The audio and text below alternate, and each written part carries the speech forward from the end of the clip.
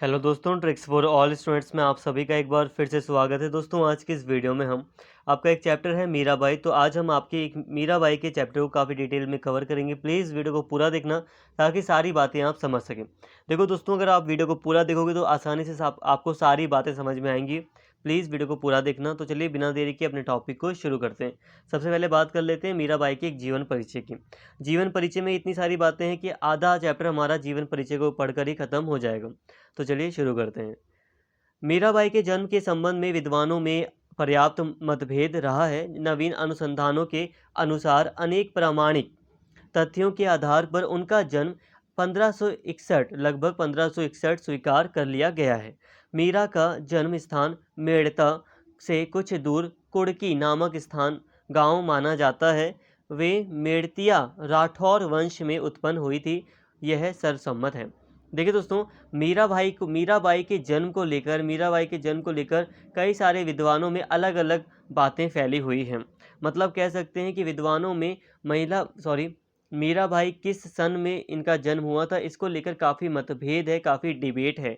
लेकिन फिर भी कई सारे रिसर्च की गई है। उसके बाद आज के टाइम पर अगर हम देखें तो कई सारे विद्वानों ने इस बात पर सहमति बनी है कि लगभग, एग्जैक्ट नहीं लेकिन लगभग 1561 में मीराबाई का जन्म हुआ था। कहाँ हुआ था? तो वो स्थान एक गांव है, मेड़ता है, एक प्रमुख स्थान, एक मेड़ता है नाम का एक प्रमुख स्थान है, जिससे कुछ दूर कुड़की नामक एक गांव है और इस गांव में ही इनका जन्म हुआ था।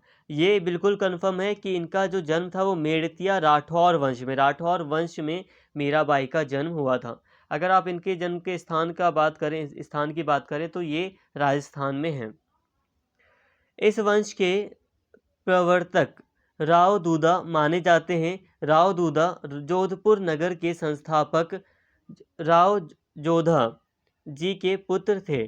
अपने पिता के आदेश पर राव दूदा ने मालवा के सुल्तान महमूद खिलजी से मेड़ता को जीतकर वहां नई बस्ती बनाई और वहीं अब सह परिवार रहने लगे। राव दूदा के 5 पुत्रों में से तीसरे पुत्र रत्न सिंह के यहाँ मीरा का जन्म हुआ था। देखिए दोस्तों, ये जो राठौर वंश था, मेड़तिया राठौर जो ये वंश था, इस वंश के जो प्रमुख जो व्यक्ति थे वो राव दूदा माने जाते हैं। अब ये कौन थे? तो राव दूदा वो व्यक्ति थे जो जोधपुर नगर के जो संस्थापक थे, राव जोधा जी के ये पुत्र थे राव दूदा। अब राव दूदा के, देखो, राव जोधा के पुत्र राव दूदा और राव दूदा के जो पुत्र थे वो 5 पुत्र थे। तो राव दूदा का एक पुत्र जिसका नाम था रत्न सिंह, उस उसकी बेटी थी मीरा। आप समझिए कि मीरा का जन्म रत्न सिंह के यहाँ हुआ था। हालांकि जो प्रमुख जो इनके जो दादा थे वो थे राव दूदा। यहाँ पे आपको सामान्य बातें समझ में आ रही होंगी। मीरा अपने माता पिता की इकलौती संतान थी। उनके ताऊ वीरम देव का ज्येष्ठ यानी कि बड़ा पुत्र जयमल अपनी चचेरी बहन मीरा से विशेष आत्मीयता रखता था, क्योंकि वह भी वैष्णव भक्त था। जब मीरा 2 वर्ष की थी तभी उनकी माता का देहांत हो गया था। पिता का जीवन अनेक युद्धों में लिप्त होने के कारण अत्यंत व्यस्त था। अतः राव दूदा ने अपनी पौत्री, जो मतलब एक तरह से जो पौत्र होते हैं, मतलब जो अपना उनका जो पौत्री मतलब उनके बेटे की पुत्री, तो राव दूदा ने अपनी पौत्री मीरा को अपने पास मेड़ते में बुला लिया। इसलिए मेड़ते में ही उनका बाल्यकाल व्यतीत हुआ। तो देखिए दोस्तों, सिंपल सी बात है कि रत्न सिंह की बेटी मीरा थी और जो ये राव दूदा थे वो मीरा के दादा थे। अब यहाँ पर एक नाम आ रहा है जयमल। तो ये मीरा के ताऊ जी के एक बड़े लड़के थे, वीरम देव के बड़े लड़के जयमल थे। इनका काफ़ी लगाव था मीरा के साथ। ऐसा इसलिए क्योंकि ये भी एक भक्त थे, वैष्णव भक्त थे, इसलिए ये मीरा से इनको काफ़ी सहानुभूति थी। लेकिन क्योंकि उनकी माता की जल्दी ही देहांत हो जाता है और फिर जो पिता थे उनका जीवन काफ़ी व्यस्त रहता है, इस कारण से जो राव दूदा थे उन्होंने अपने पास मीरा को बुला लिया था और जो बाल्यकाल था, जो उनका बचपन का जो जीवन था, वो राव दूदा के यहाँ पर ही उनका बचपन का जीवन बीता था। मीराबाई की विधिवत शिक्षा नहीं हुई थी। पारिवारिक भक्ति में वातावरण और समाज में प्रचलित लोकगीतों के प्रभाव स्वरूप मीरा की आत्मा का संस्कार और परिष्कार हुआ। मतलब यह है कि एक विधिवत जो शिक्षा होती है, वो एक पूरी तरह जो शिक्षा दी जाती है, ऐसी कोई शिक्षा एजुकेशन मीराबाई को नहीं मिली थी। लेकिन हाँ, परिवार में जो भक्ति में जो वातावरण था, मतलब जो पूजा पाठ होती थी, जो भगवान के प्रति जो स्नेह दिखाया जाता था, जो भक्ति की जाती थी, वो जो वातावरण था और जो लोक गीत वगैरह गाए जाते थे, संगीत वगैरह जो होता था, उससे मीरा को काफ़ी ज़्यादा शिक्षा मिली।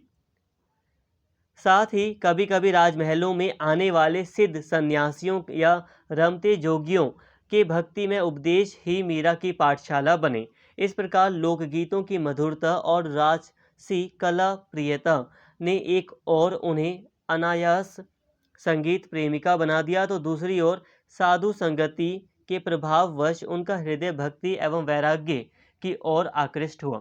कहने का मतलब है कि जो मीराबाई थी, उनका जो मतलब विधिवत शिक्षा तो नहीं हुई थी, लेकिन फिर भी अब परिवार में जो भक्ति वगैरह की जाती थी वो हो गए, जो लोकगीत वगैरह गाए जाते थे। इसके अलावा राज दरबार वगैरह में या राजाओं के यहाँ राजमहलों में कई बार सिद्ध सन्यासी आते थे, बहुत सारे सन्यासी आते थे, जोगी आते थे, जो अलग अलग उपदेश देते थे, भक्ति से संबंधित अपने विचार सामने रखते थे। तो मीराबाई ने इनसे काफ़ी कुछ सीखा, इनको ग्रहण किया, और फिर इससे देखो लोकगीत वगैरह सुनने से क्या हुआ कि संगीत की वो प्रेमिका बन गई। मतलब उन्होंने भी संगीत गाना शुरू किया, संगीत उन्होंने भी पसंद किया, और संगीत के माध्यम से उन्होंने अपने विचारों को भी व्यक्त किया।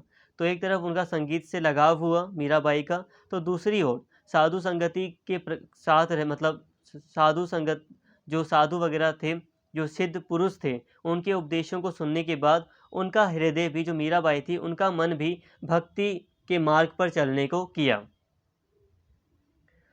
मीरा गिरिधर गोपाल की रूप माधुरी में इतनी आसक्त हुई कि मन ही मन उन्होंने अपने आराध्य को पति रूप में वर्ण कर लिया। इस संबंध में कई जन श्रुतियाँ प्रचलित हैं, जिनके अनुसार मीरा गिरिधर गोपाल की मूर्ति को अपना सर्वस्व समझती हैं। देखिए दोस्तों, जो मीराबाई थी, उन्होंने गिरिधर गोपाल को ही अपना पति मान लिया था। ठीक है, उन्होंने मतलब भक्ति में इतना वो लीन हो गई थी कि उन्होंने मन ही मन पूरी तरह गोपाल को, जो कृष्ण थे, उन्हीं को अपना पति मान लिया था। अब इस संबंध में कि मीराबाई ने गिरिधर गोपाल को किस तरह से या कैसे पति के रूप में उन्हें स्वीकार किया या उन्हें माना, तो इसके लिए कई सारी कहानियाँ हैं हमारे पास।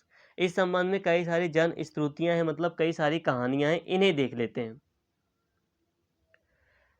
एक जन श्रुति यानी कि एक कहावत है या एक कहानी है, जिसके अनुसार नन्ही जब वो छोटी मीरा थी, तो उसने किसी बारात को देखकर अपनी माँ से पूछा, मेरा वर कौन है।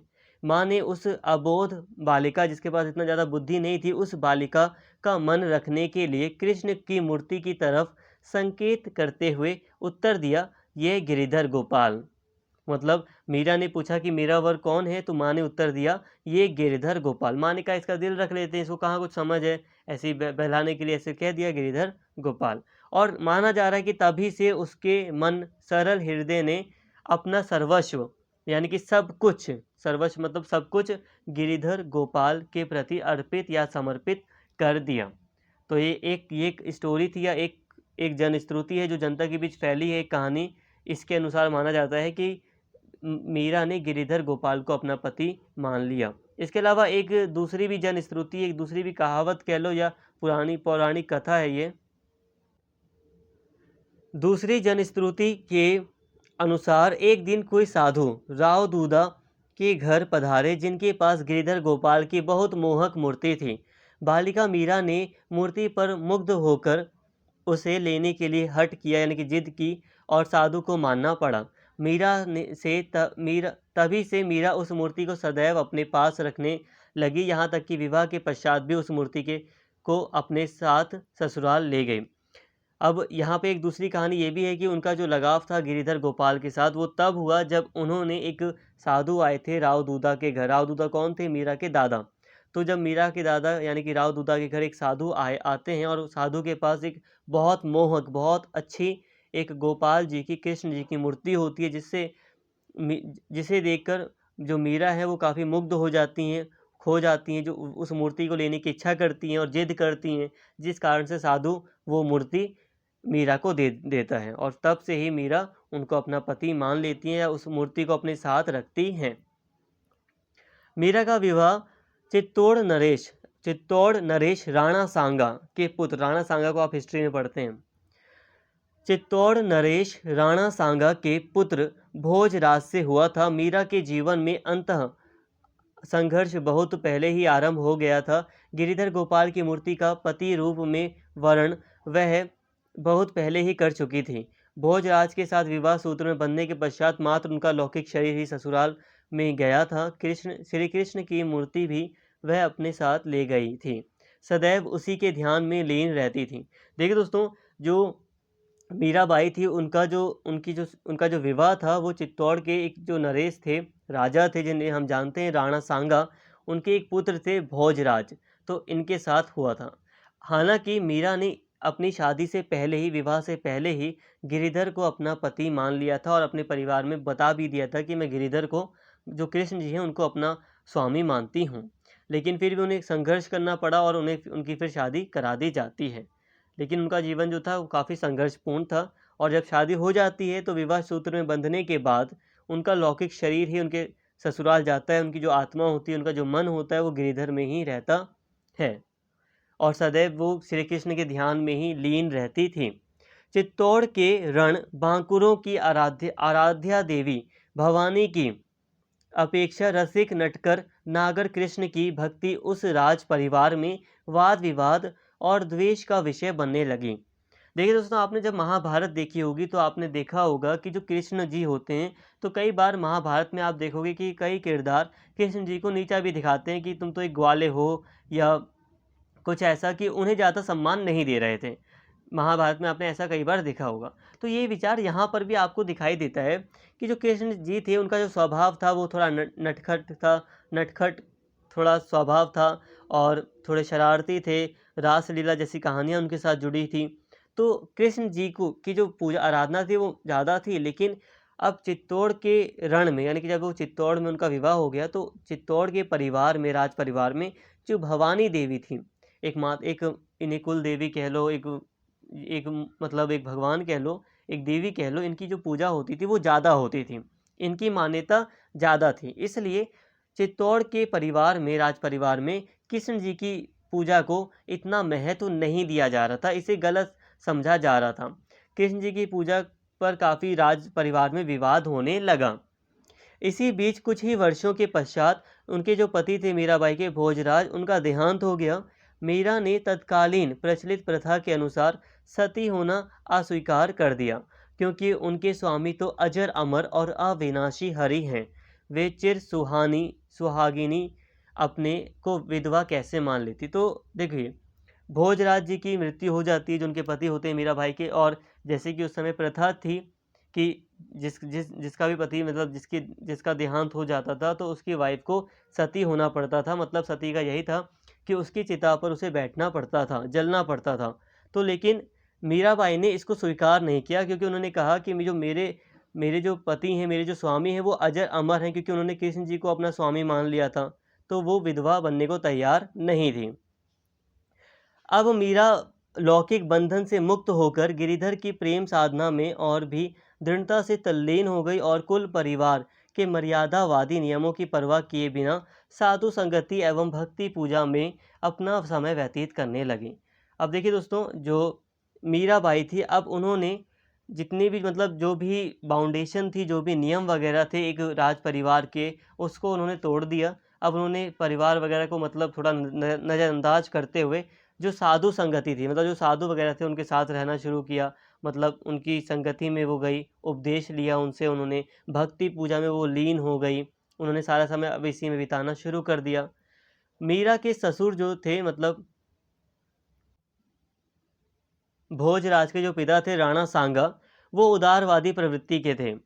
अतः राजरानी की उस उन्मुक्त साधु संगति से बहुत अधिक व्यवधान और विरोध नहीं आया। मतलब देखिए दोस्तों, जो मीरा के जो ससुर थे राणा सांगा, वो उदारवादी प्रवृत्ति के थे, मतलब थोड़े खुले विचारों के थे। इसलिए उन्होंने जब तक वो जिंदा थे राणा सांगा, तब तक मीराबाई की जो साधु संगति थी, जब वो साधुओं के साथ मतलब भक्ति वगैरह कर रही थी, उपदेश वगैरह ले रही थी, संगीत वगैरह में शामिल हो रही थी, तो इस चीज़ में कोई रुकावट नहीं आई, कोई विरोध स्पष्ट रूप से सामने नहीं आया। विरोध तो हो रहा था रानी मीरा का, लेकिन फिर भी स्पष्ट रूप से ज़्यादा विरोध नहीं हो पाया, क्योंकि राणा सांगा काफ़ी उदार प्रवृत्ति के थे, काफ़ी खुले विचारों के थे।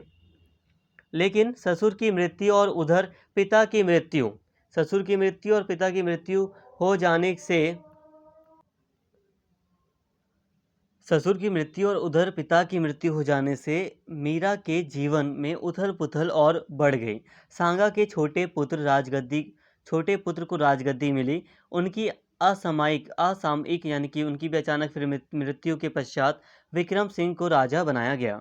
धीरे-धीरे मीरा को अपने देवर और राजघराने से प्रताड़ना, लांछना लांछना और भिन्न-भिन्न प्रकार के कष्ट झेलने पड़े।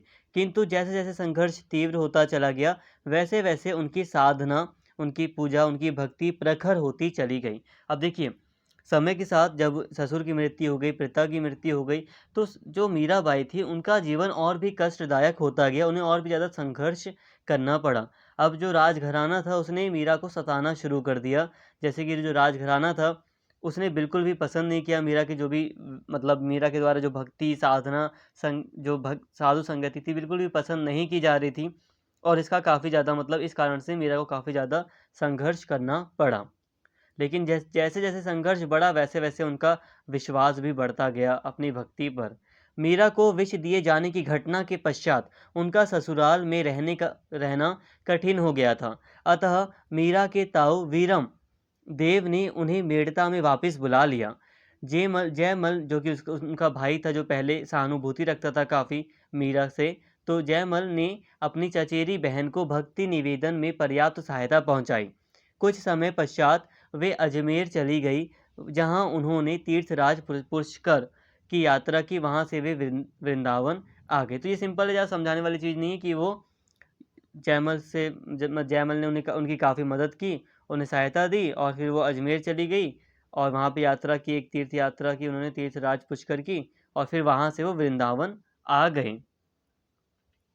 वृंदावन आने से पहले उनकी भक्ति धारा में सिद्धों, योगियों और रसिक भक्तों की साधना पद्धति का प्रभाव था। यहाँ आकर स्वाभाविक रूप से उनकी भक्ति धारा माधुर्य भाव यानी कि प्रेम की जो भावना होती है, वो ज़्यादा आ गई। अब इसमें माधुर्य भाव के निश्चित मार्ग की ओर अग्रसर हो गई।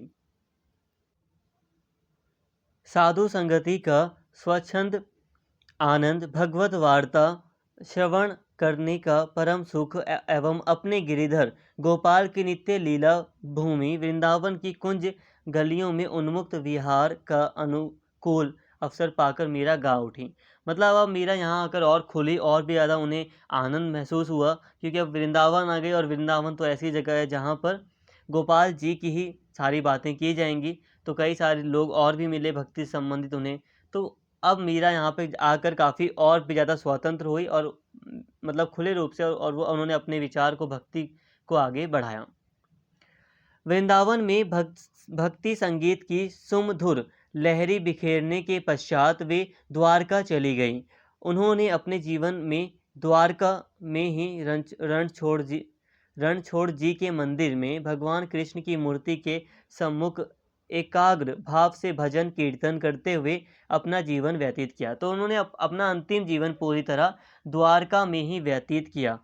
भगवान कृष्ण के लिए उन्होंने फिर भक्ति मतलब भजन कीर्तन करती रही वो। रणछोड़ जी का जो मंदिर था, इस मंदिर में उनकी मूर्ति में ही मीरा अंतर ध्यान मतलब उन्होंने अपना पूरा मन, जो कृष्ण जी की जो मूर्ति थी मंदिर में, उस मूर्ति में उन्होंने पूरी तरह अपना मन लगा दिया। ऐसी बात प्रचलित है कि मीरा का निधन काल विक्रमी संवत 1615 से 1620 के बीच माना जाता है। विक्रमी संवत, देखो जो विक्रमादित्य थे, आप सुनते हैं विक्रमादित्य वगैरह के बारे में, तो इन्होंने अपना कैलेंडर जारी किया था कि इस टाइम से मेरा जो सन है वो शुरू होता है। अब यहाँ पे कंफ्यूज मत होइए, आप ये मान लीजिए नॉर्मली कि विक्रम संवत के अकॉर्डिंग 1615 से लेकर 1620 के आसपास इनका निधन हुआ था। देखो, हो सकता है कुछ बातें आपको डिफ़िकल्ट लग रही हैं, जो डिफ़िकल्ट लग रही हैं चीज़ें उनको तो आप स्किप कर सकते हैं। मैक्सिमम जो बातें समझ में आ रही हैं उनको और अच्छे से समझो और उन्हें याद रखो। कुछ चीज़ें वर्ड डिफ़िकल्ट होंगे तो कोई दिक्कत नहीं है।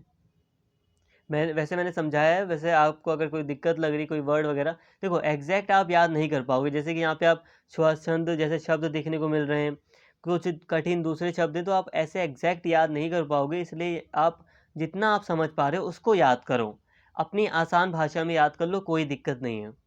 अब बात करते हैं साहित्यिक परिचय की कि इन्होंने साहित्य के क्षेत्र में क्या क्या इनके कार्य रहे। मीराबाई के जीवन काल को ही हमने देख लिया और जीवन काल में हमने कई सारी बातें इनकी जीवन परिचय में देख ली। मीरा द्वारा रचित कही जाने वाली पूर्ण या अपूर्ण रचनाओं की संख्या 11 है, यथा गीत गोविंद की टीका, नरसी जी का मायरा आदि। तो देखिए दोस्तों, मीराबाई ने लगभग 11 ग्रंथ लिखे हैं। 11 मतलब इनके द्वारा लिखी जाने वाली रचनाएं 11 हैं। हो सकता है 11 में कुछ पूरी तरह लिखी गई हैं, कुछ चीज़ें पूरी तरह इनके द्वारा नहीं लिखी गई हैं। हालांकि इस पर भी मतभेद वगैरह बने हुए हैं विद्वानों के बीच, लेकिन फिर भी 11 मानी जाती है। यहाँ पे कुछ नाम दिए गए हैं। मीरा के पदों में गीत संगीत और रागात्मक भाव प्रवणता का माधुर्य इतना अधिक है कि प्रत्येक प्रदेश और जनपद में जन जन का कंठहार होने में उन गीतों को बहुत देर नहीं लगी। कहने का मतलब है कि जो मीरा जी का जो गीत था वो इतना आसान था, इतना प्रेम पूर्वक था, इतना उसमें मधुरता थी, इतना उसमें रस भरा हुआ था। रस का मतलब यहाँ पे प्रेम कह लो, एक मिठास थी उस गीत में मीरा जी के, जिस कारण से जो मीरा जी का जो गीत था मीराबाई का, उनके गीत को लोगों के मुंह पर आने में ज़्यादा टाइम नहीं लगा। कंठहार मतलब लोग उसे गुनगुनाने लगे। स्वाभाविक परिणाम यह हुआ कि उनका मूल पद गुजरात, राजस्थान, ब्रज, पंजाब आदि जिन जिन भाषियों के कंठ यानी कि गले यानी कि उनके मुंह का अंग बना, अथवा मीरा स्वयं उपर्युक्त प्रदेशों में जहाँ जहाँ गई, उन गीतों की शब्दावली और गीत संगीत का स्वरूप उनके अनुरूप हो गया। फलतः उनके मूल पद के अनेक रूप प्रचलित हो गए। मतलब ये कि अब मीरा जी के जो गीत थे, वो जो पद थे, वो काफ़ी ईजी हो गए और इतने अच्छे थे कि लोगों ने उन्हें गुनगुनाना शुरू कर दिया, जिससे कि वो जहाँ जहाँ मीरा जी के गीत फैले थे, जहाँ जहाँ मीरा गई थी, वहाँ वहाँ उनके गीत, उनके जो शब्द थे गीतों में, वो फैल गए। मीरा बहुत समय तक वृंदावन में वैष्णव भक्त का मतलब है जो विष्णु जी के भक्त हैं, वो उनके सानिध्य मतलब उनके साथ भी रही थी। उसके पश्चात द्वारिकापुरी में भी उन्होंने पर्याप्त समय व्यतीत किया था। अतः या इसलिए उनकी भाषा अधिकांशतः राजस्थानी भाषा पे कहाँ से आ गए भाषा। दोस्तों यहाँ पे अभी हमें ये भाषा को समझना है अब कि भाषा क्या रही थी मीराबाई की। तो यहाँ इससे देखते हैं। मीरा का जन्म स्थान मेड़ता है। यह मारवाड़ राजस्थान में स्थित है, अतः उनकी मातृभाषा मारवाड़ी थी। मीरा का युग साहित्यिक दृष्टि से ब्रज भाषा के विकास का युग था। ब्रज भाषा उन दिनों वैष्णव भक्तों की वाणी सुधा का प्रमुख साधन थी। अब मीरा भाई का जो युग था, उस समय ब्रज भाषा का विकास बहुत ज़्यादा हुआ था। जो ये भाषा थी वो वैष्णव भक्तों, जो विष्णु जी के जो भक्त थे, उनके द्वारा बहुत ज़्यादा इसका प्रयोग किया जाता था। मीरा बहुत समय तक वृंदावन में वैष्णव भक्तों के सानिध्य में रही थी, उनके साथ रही थी। द्वारकापुरी में भी उन्होंने पर्याप्त अपना जीवन बिताया था। अतः उनकी जो भाषा थी वो राजस्थानी और ब्रज दोनों का मिश्रित रूप थी। गुजराती और कहीं कहीं पंजाबी खड़ी बोली तथा पूरब का थोड़ा बहुत संकेत उनके पदों में प्रयुक्त शब्दों से मिल जाता है। मतलब मिलता है हमें, कुछ पंजाबी शब्द भी देखने को मिल जाते हैं, कुछ खड़ी बोली से संबंधित कुछ शब्द भी देखने को मिल जाते हैं मीरा जी के पदों में। मीरा के काव्य की लोकप्रियता का सबसे बड़ा कारण है उनके भावों का संगीत की लय में बंधा होना। देखो दोस्तों, जो मीरा जी के जो काव्य थे, जो अलग अलग आप काव्य देखते हैं, 2 लाइन के 4 लाइन के, ऐसे आपने काव्य देखे होंगे। तो ये जो काव्य थे मीरा बाई के, वो लोकप्रिय इसलिए थे क्योंकि ये जो काव्य थे उसको संगीत में पिरोया इन्होंने। देखो, आप कभी गाना सुनते हो भगवान का, तो वो आपको ज़्यादा अच्छा लगता है कथा सुनने से भी।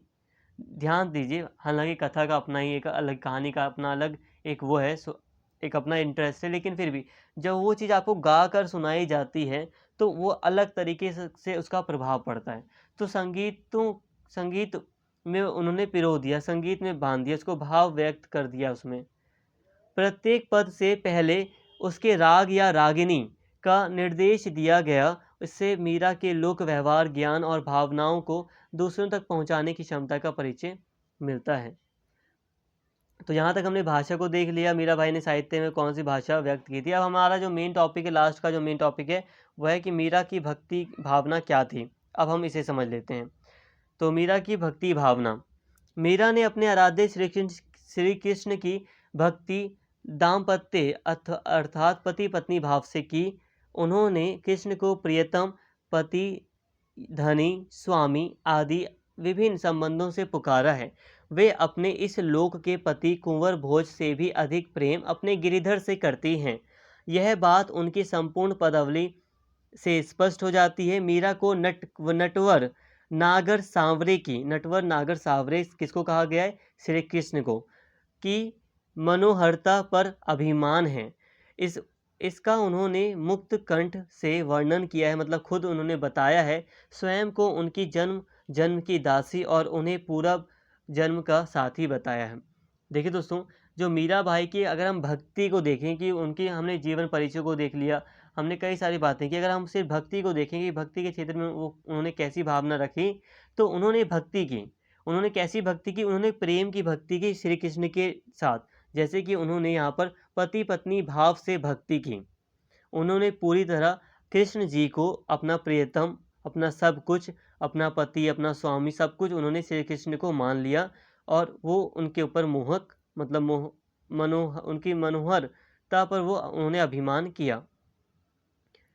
मीरा की यह भावना मिलन और वियोग दोनों स्थितियों में अद्भुत उल्लास, आतुरता, तन्मयता से व्यक्त हुई है। मीरा श्री कृष्ण की कल्पना प्रेमी और पति दोनों के रूप में करती हैं।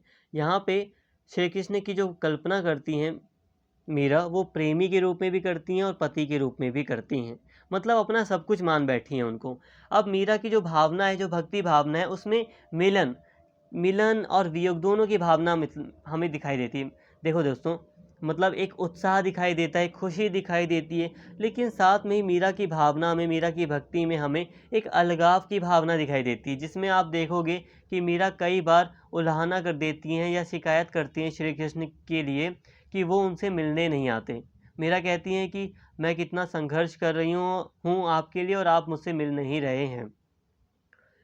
भक्ति भाव के अनेक प्रकार हैं, जैसे शांत, दास्य, सख्य, वात्सल्य, माधुर्य। देखो दोस्तों, ये अलग अलग प्रकार हैं भक्ति भाव व्यक्त करने के, लेकिन यहाँ पे हमें सबको नहीं समझना, ठीक है। अगर हम सबको समझेंगे तो आप कंफ्यूज हो जाओगे और आपको यहाँ पर भी आपको कुछ यज्ञ वगैरह तो आगे करना नहीं है ना, तो आपको यहाँ पर इनको अच्छे से समझना नहीं है। समझने का मतलब मैं इसलिए कह रहा हूँ क्योंकि आप कंफ्यूज हो जाओगे, अभी समझ लोगे इतना डिटेल में, और इतना डिटेल इनफ नहीं है क्योंकि इतना बड़ा सिलेबस है। उस सिलेबस में इतना डिटेल में अगर आप एक एक चीज़ कवर कर लोगे तो आपका लॉस ही है, कुछ फ़ायदा नहीं है, इतना आपको लिखना भी नहीं है। तो ये भक्ति भाव के प्रकार हैं, यहाँ पे मैंने आपको ये बताया, नाम बता दिए, सिर्फ ये प्रकार हैं। अब यहाँ पे जो मेन हमारे लिए वो है माधुर्य। ऐसा इसलिए क्योंकि यहाँ पर आप पढ़िए आगे, इन सब के अतिरिक्त जो माधुर्य भाव अथवा मधुर रस की भक्ति में भक्त ईश्वर को अपना पति और सब कुछ मानता है। इस कारण इसका संबंध ईश्वर के साथ अपेक्षाकृत अधिक घनिष्ठ हो जाता है। तो जो मीरा बाई ने जो भक्ति का मार्ग अपनाया, वो कैसी भक्ति थी? वो माधुर्य भक्ति थी।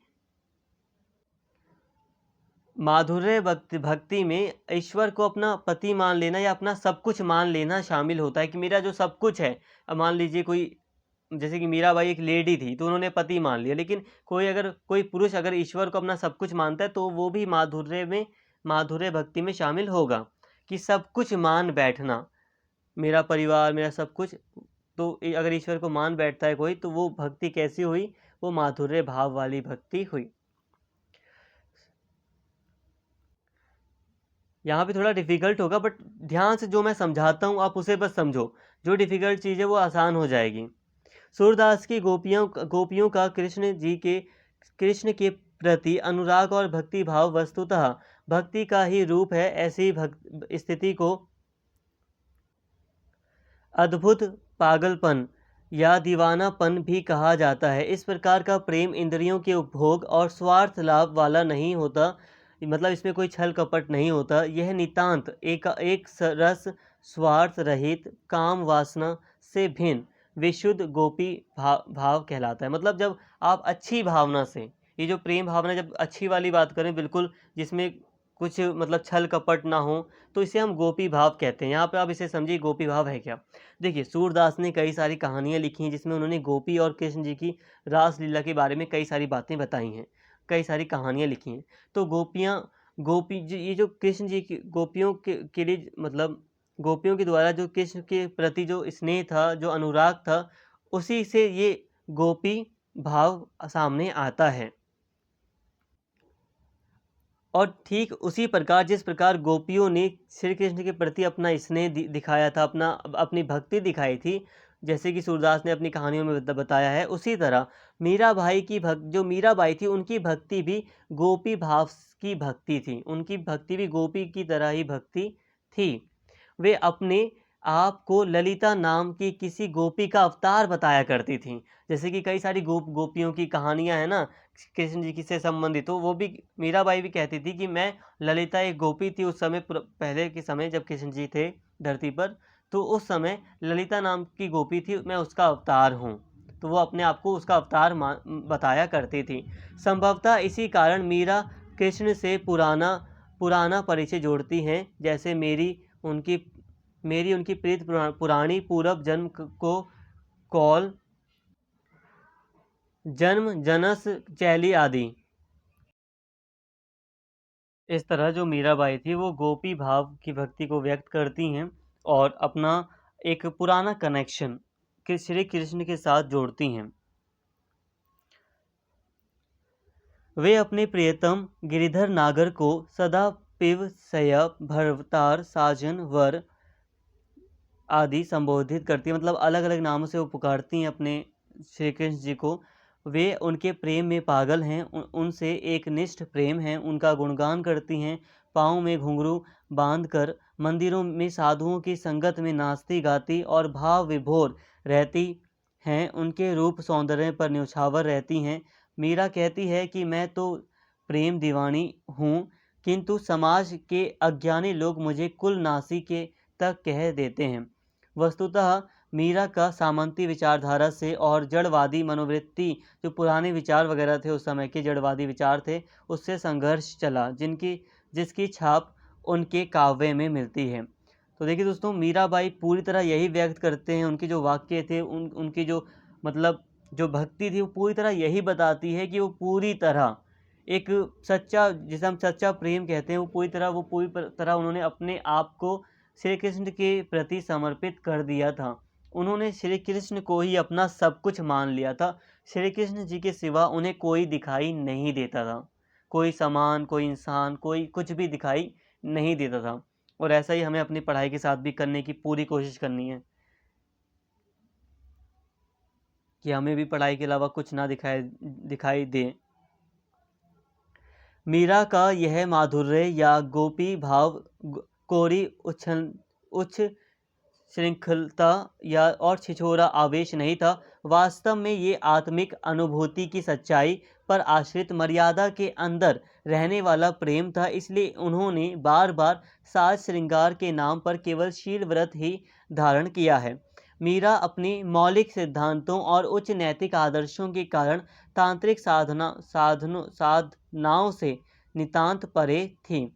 अतः कहा जा सकता है कि श्री कृष्ण के प्रति अगाध प्रेम और उनके आत्मिक तादात्म्य ने संबंध ने मीरा को माधुर्य भक्ति की प्रकाष्ठा तक पहुंचाया।